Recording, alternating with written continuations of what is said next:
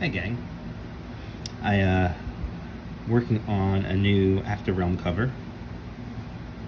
Uh, I drew this sketch in my sketchbook. I should bring it out. Oh well, you probably saw the video that I made before, which was time lapse.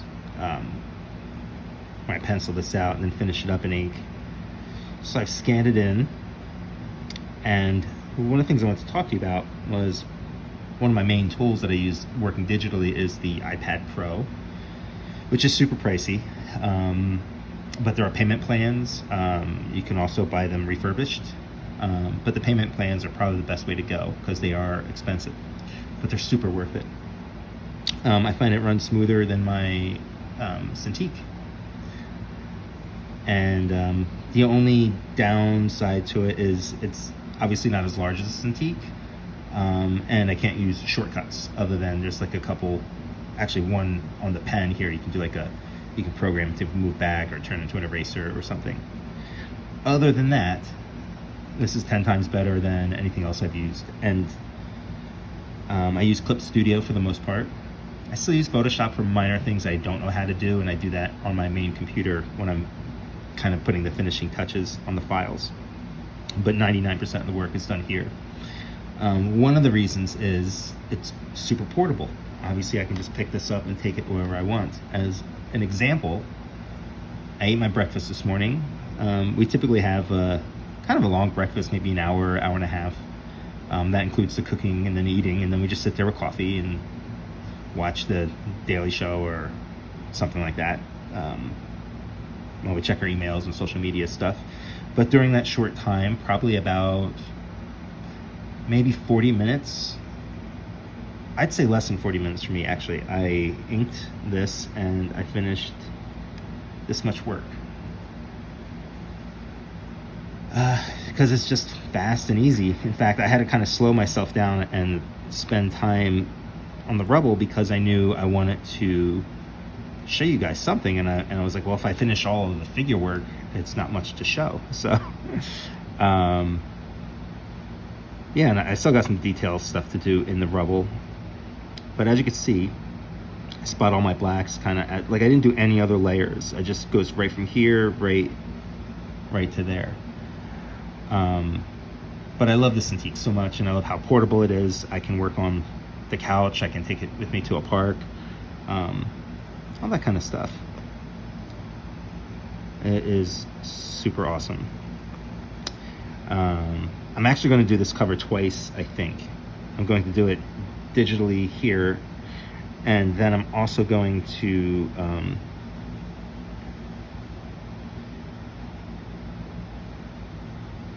turn the stabilization up some. The stabilizer, it helps give you a smoother line, but it also affects the tip for some reason. It makes the tip sharper than when I have the stabilization down lower. I don't know why, but I enjoy it. I forget what my point was. Oh yeah, I was going to do this twice, I believe. I'm going to do this once digitally, and then I'm going to do like a watercolor version of it. Now, because this can happen so quickly, and I can do it so quickly, I feel like it's worth, because I want to try a watercolor cover. But if it doesn't work out, then I'll have the safety of knowing that I've already got a finished digital cover. Plus, this cover is actually due relatively soon for solicitations. And I want to make sure that I have something ready for solicitations that I'm happy with, as opposed to, my watercolors aren't something I can count on. My talent for watercolor, I don't want to say luck is involved, but I'm not consistent, let's say that, with my watercolor skills. So by going ahead and doing this digitally, I'll know I'll have the cover. I'm also not sure for the Kickstarter, because things fell behind production-wise. Not as far as the art goes, I actually have tons of art, but for the Kickstarter, I had Phil Hester do a alternate cover for the last Kickstarter, which I loved and was super happy with. But the pandemic just threw all my timing off of everything. So now my Kickstarter is too close to the solicitation time for image, and I just didn't have enough time to approach somebody with a decent amount of time, to do an alternate cover for me. So thought is maybe the image cover will be a digitally traditional cover, and the Kickstarter cover may then be the watercolor piece. But it's also been, I don't remember the last time I did a full watercolor painting, honestly. It might have been from Mice Templar. So that would have been 2014 or something was the last time I did something there. He's going to be mostly in silhouette, this character.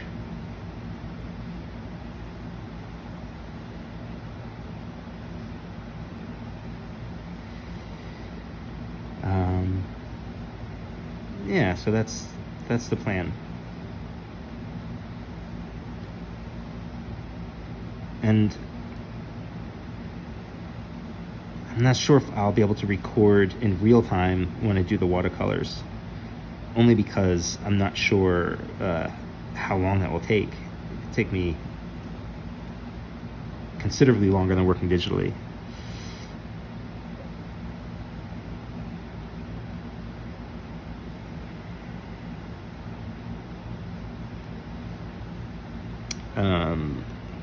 What was my point? I don't know. Oh yeah. So hopefully the watercolor will work out.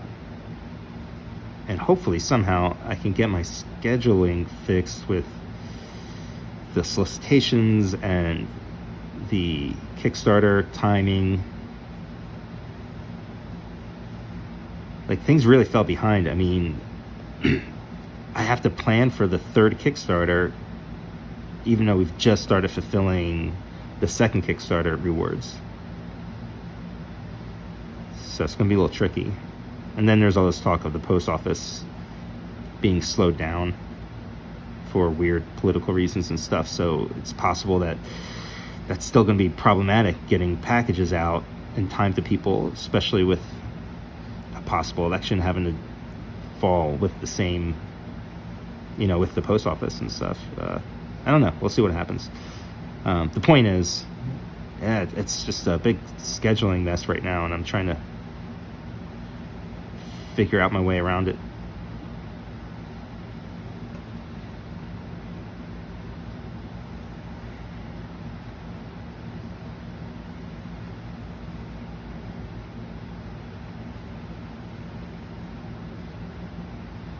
So these characters here, except for the robot character, who I need a name for, because I think I've just still been calling him Robot, they're going to be mostly in silhouette.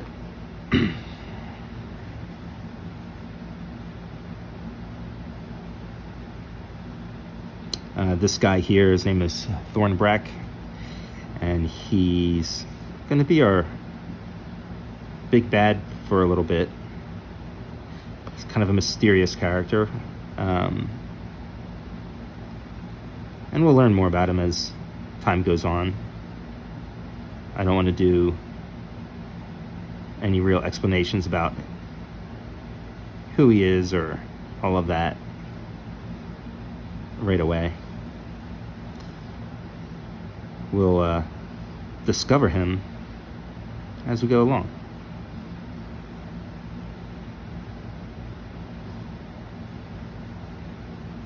I mean, I know who he is and all of that stuff, but I enjoy, although it's a gamble, when I'm watching a show, like right now I'm watching Doom Patrol and really, really loving it. But there's some major things about their characters that typical shows would have addressed by now. And I'm trusting that they're going to reveal these things or explain them slowly instead of all at once.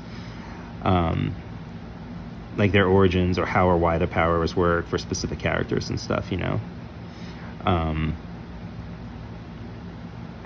know, most shows give an origin like in the first episode, but I'm enjoying learning about characters slowly, you know.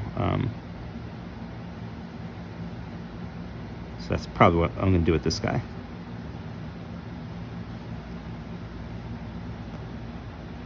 All right, let's start laying in some black and see what this looks like. Now, if I had thought ahead of time a little bit more, I would have done all this black spotting on another layer. And that way, it would be easy for me to add shapes in and take stuff out. Easier than if it was all on one layer, you know. This is my favorite part. It's just laying in the black and seeing it come together.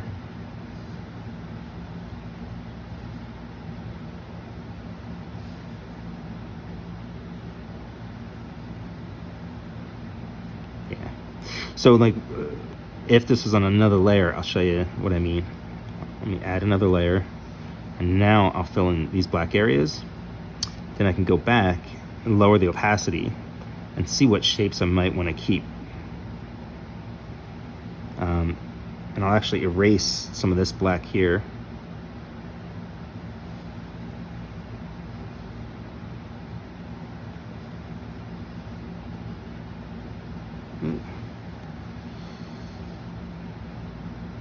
Yeah, I think that's all I need. Just a little bit of the hair.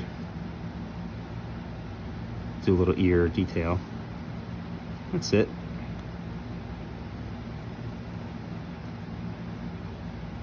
Ta-da. I gotta lower that layer so it's now on one layer. I'm gonna think about what to do with this area here. We'll see as it comes together.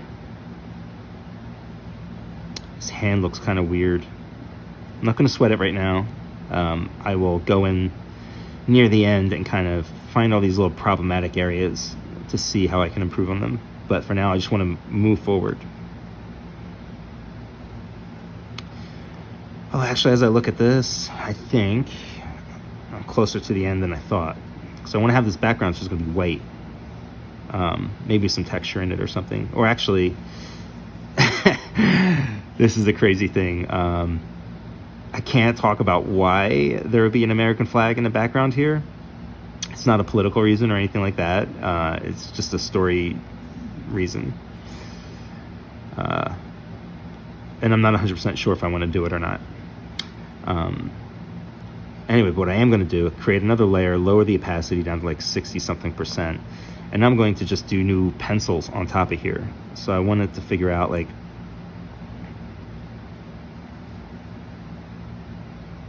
I like the shape of the mouth here, so I don't want to lose that part. Let me lower my stability. The only thing with the stability thing is it will it'll give you a little bit of lag if you've got it up high enough. And when you're sketching, you don't want any lag at all, you know.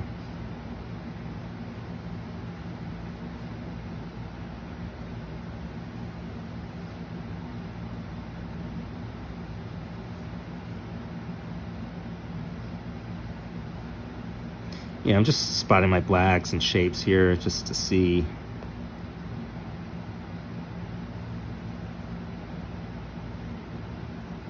And excuse me, typically I can do this just, you know, as you saw earlier, I just go right into it and I know where the shapes and everything are. But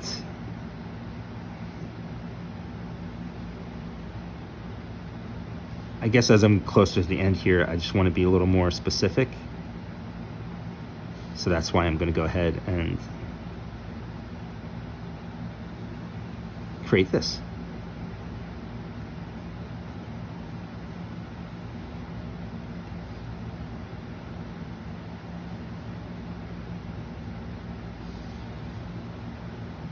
I also have to check my character details because I forget.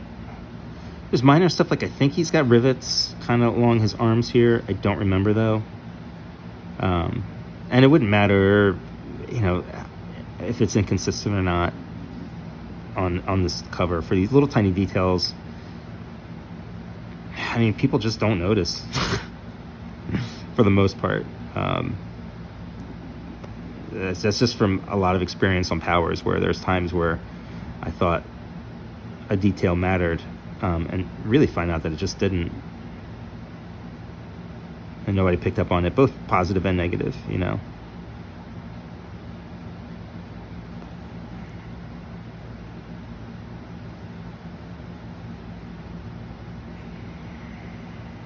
You can hear the air conditioning blast because summer's been pretty kind to us up till now.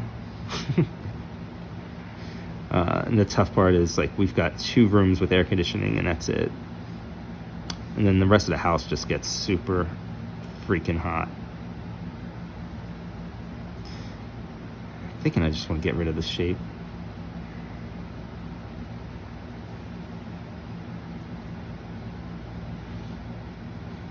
And then I'll raise the opacity for a second.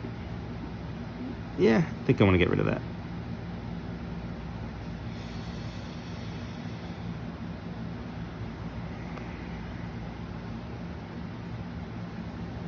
I'm debating if I want this area here or not. I don't know.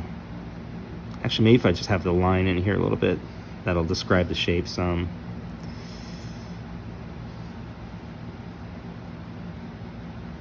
I'm also looking for areas to add black against white, because I like this idea of, and Dave Johnson told me about this, about keeping everything kind of half, 50% black on a page. So I look at things for almost this like checkerboard thing. So black space, white space, black space, white space, black space would work, you know. So I'm just trying to create that contrast wherever I can.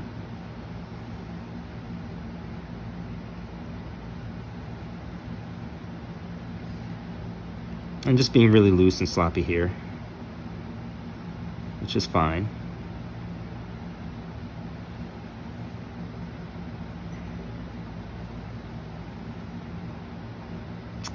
I feel like that's all I need.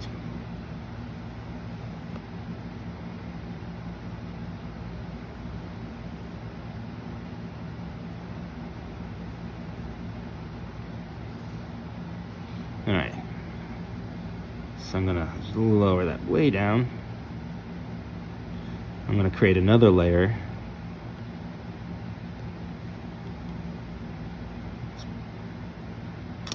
Don't really need my stabilization up much. I'll turn up just a little bit. All right.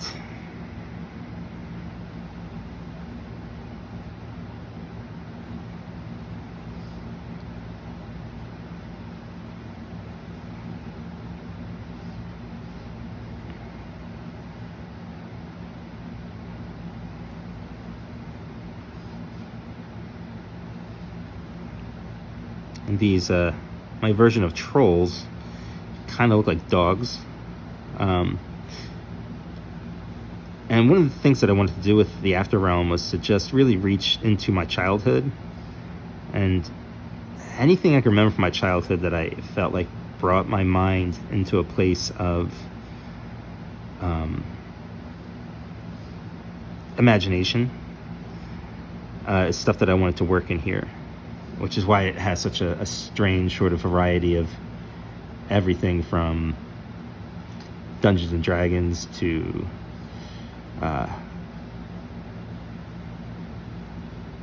Joust and some other video games and stuff. Like anything that brought my mind into a state of fantasy or daydreaming as a kid. Songs, everything. I'm working into this. And I have this weird memory of being in, I don't know, like 2nd or 3rd grade, and this girl in class, her name was Colleen Hughes, showed me this cute way that she drew this dog-like character. And while I don't remember exactly what she did, it wasn't this sort of face that I'm using here. So that's just an example of how I'm reaching into my childhood for inspiration. Even if that inspiration doesn't quite make full sense for the context of the story from a typical point of view, but I think that's what's making it unique. Because when I first started this wasn't unique at all. I was just putting it in a kind of generic, purposefully generic, and I don't mean that in a bad way, conventional fantasy setting. And my pal Bendis just pushed me to make it more me, make it more unique. How does this be a Mike Oeming project, not just a fantasy project? Because there's plenty of fantasy stuff out there that follow the tropes very closely. It's just nothing wrong with that, not in my eyes. But by doing a story this way, I'm able to do some truly unique stuff that I normally wouldn't have. Getting to write my aunt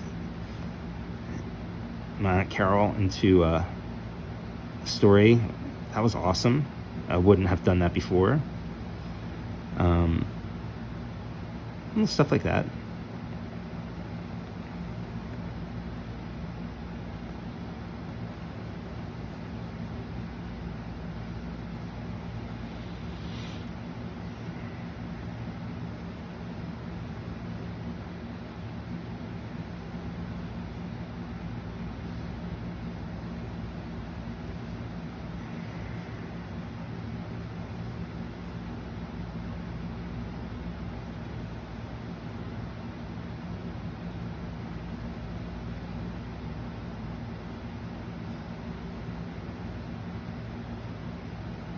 He's just shadow from his head is leaving these little highlights so we can see some of the form underneath.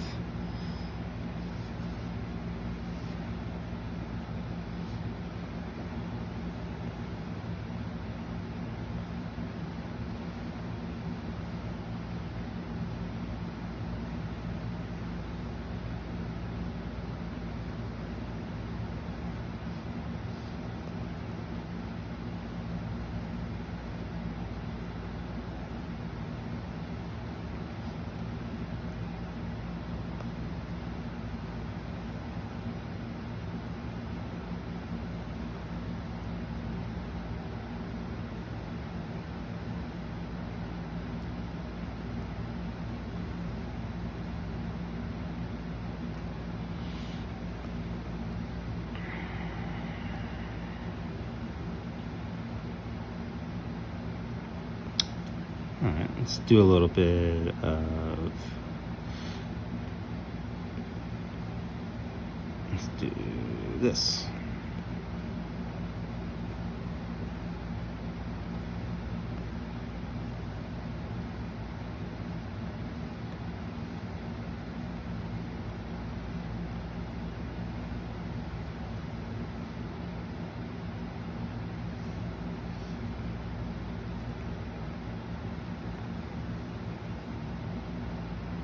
One of the other things I love about Clip Studio is its ability to fill in a gap. So, and I think I've talked about this before, but in Photoshop, this little line here means when I fill in this area with black, it would bleed out into all of that. But you can put a setting on here of how many pixels it will automatically fill in so that when you have these gaps, it'll fill in without having to go back and put a little teeny tiny dot.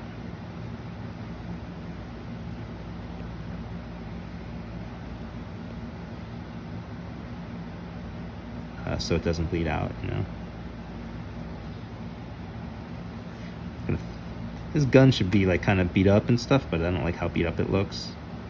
I'm also not crazy about what's going on in here, so that's why I enjoy doing black on another layer. Sometimes it'll make it easier for me to go in here and see what details I want highlight or just to get rid of.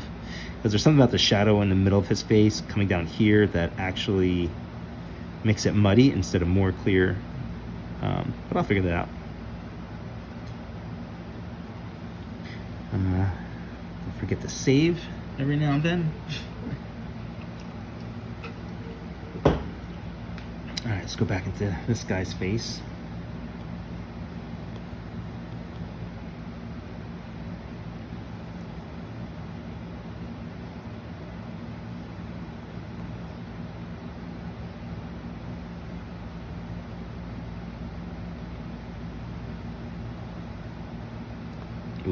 like that. Let's go back.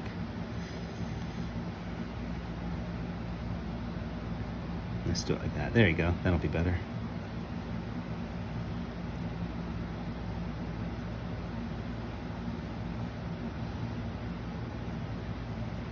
This is too smooth and clean, but I'll figure it out.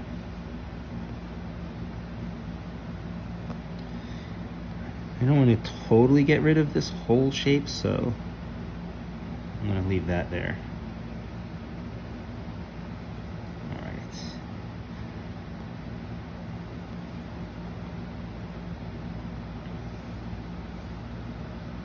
Yeah, I like that better.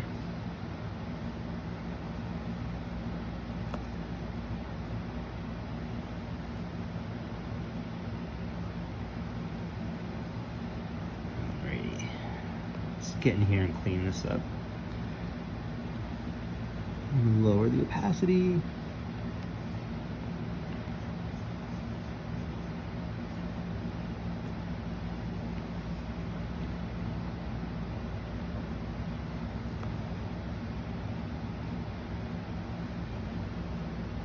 Yeah, I think that'll work a lot better.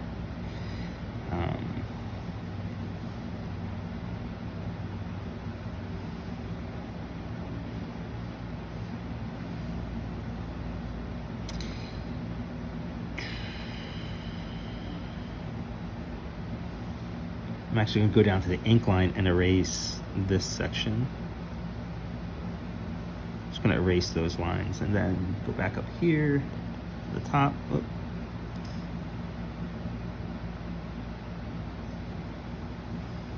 All right, I think that's better.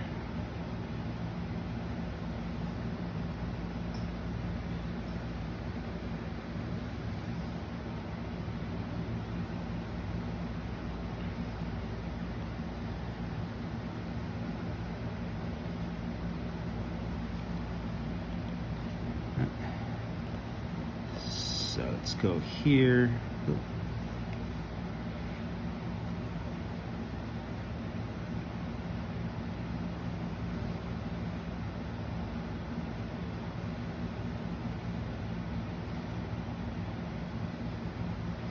Make some heavy shadows on this plate mail or fish scale mail.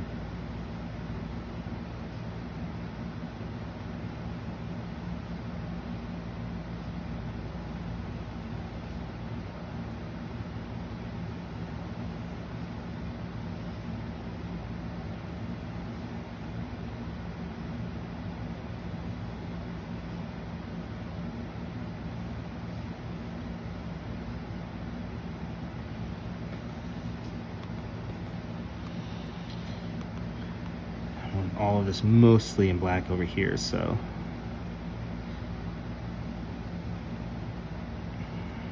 let's just fill that in. Let's give him a little drop shadow on his finger. There's a lot more little details that I'm going to work out on here. Just stuff like this. I will, when I'm finished, I'll update this video with details. Oops. Well, with all the finished details. I'm gonna lower this. But for now, before the video gets too long and I have trouble uploading it and stuff, I'll stop here and just show you, this is why I like the iPad. It's so quick and portable. Let's try this, see what happens. Well, that's kind of neat, isn't it? Shit. Well, like I said, the beauty of working digitally is stuff like I can just create another layer. Now on that layer, I'll drop in the black again. And now I can play around with it and see if maybe I want to go this way. Instead of a white background, have it just be super black and white like this. One problem with working digitally is there's so many options,